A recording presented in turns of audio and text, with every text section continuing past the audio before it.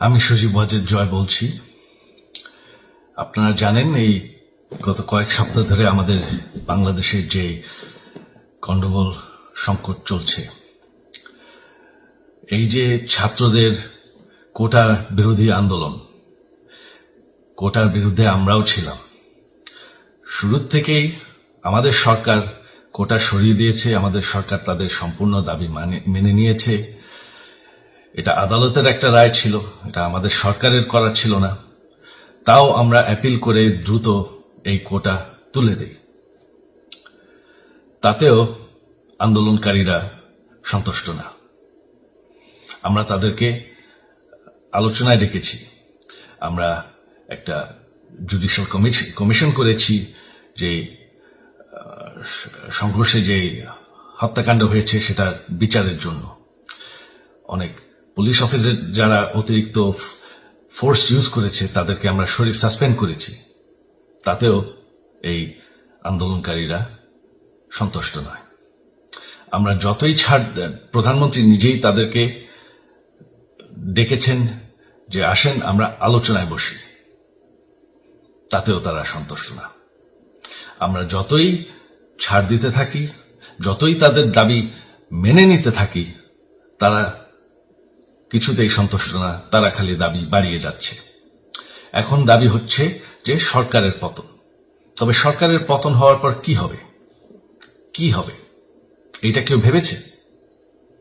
আমরা বাংলাদেশে গণতন্ত্র রক্ষা করে রাখতে চাই।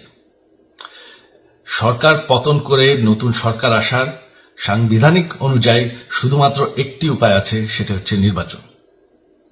আমাদের সুপ্রিম কোর্ট রায় দিয়েছে যে কোনো অনির্বাচিত সরকার 1 মিনিটের জন্য ক্ষমতা নিতে পারবে না। তো তাদের এই নির্বাচনের দাবিও যদি আমরা মেনে নেই, তো তারা তো এই পর্যন্ত কোনো দাবি, আমরা যত দাবিতেই রাজি হয়েছি তারা তাদের দাবি বেরিয়ে যাচ্ছে। তার মানে কি, আমরা যদি এখন এই নির্বাচন সরকার পতনের দাবিও মেনে নেই, তারা তখন দাবি করবে যে না, এই সরকারের আন্ডারে নির্বাচন, এই নির্বাচন আমরা মানব না। তখন কি হবে এটা কেউ ভেবেছে? জানি আমাদের সেই সুশীল সমাজ আবার আলোচনা করছে সেই তত্ত্বাবধায়ক সরকারের অভিজ্ঞতা তো আমাদের আছে, আপনারা ভুলে গেছেন? সেই তত্ত্বাবধায়ক সরকারকে নষ্ট করে দেওয়া হয়েছিল বিএনপির আমলে ইলেকশন রিগ করার জন্য।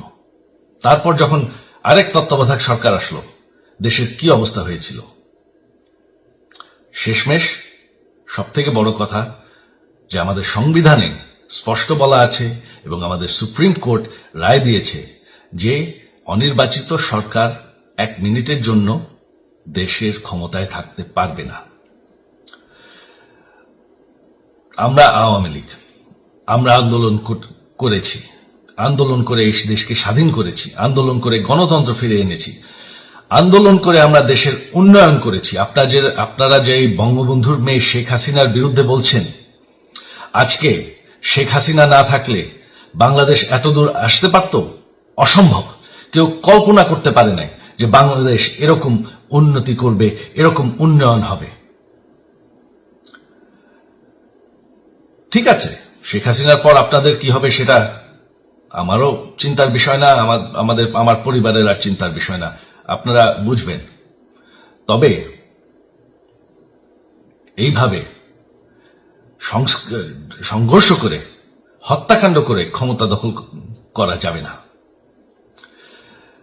এটা আর আন্দোলন না। যখন পুলিশ হত্যা করা হচ্ছে, নিরীহ মানুষের উপর হত্যাকাণ্ড চলছে, মানুষের বাসায় আগুন দেওয়া হচ্ছে, জার্নালিস্টদেরকে হত্যা করা হচ্ছে, এটা হয়ে গেছে সন্ত্রাস। আর সন্ত্রাস মোকাবেলা শুধুমাত্র একটি ভাবে করা যায়।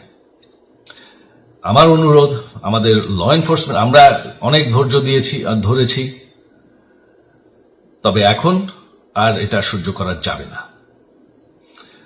ল এনফোর্সমেন্ট এজেন্সি, বিজিবি এবং কি আমাদের মিলিটারির প্রতি আমার আহ্বান যে আপনাদের দায়িত্ব হচ্ছে আমাদের দেশের মানুষকে নিরাপদ রাখা।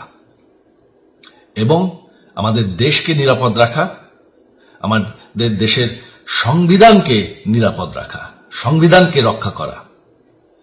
তার মানে 1 মিনিটের জন্য কোনো অনির্বাচিত সরকার আমাদের ক্ষমতায় আসতে দিবেন না। এটা হচ্ছে আপনাদের দায়িত্ব, কারণ সেইটা হলে আমরা আবার পাকিস্তানের মতন হয়ে যাব।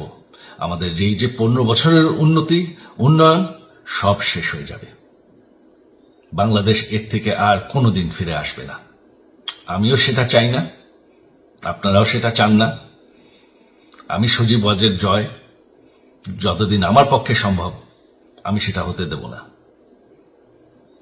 জয় বাংলা, জয় বঙ্গবন্ধু।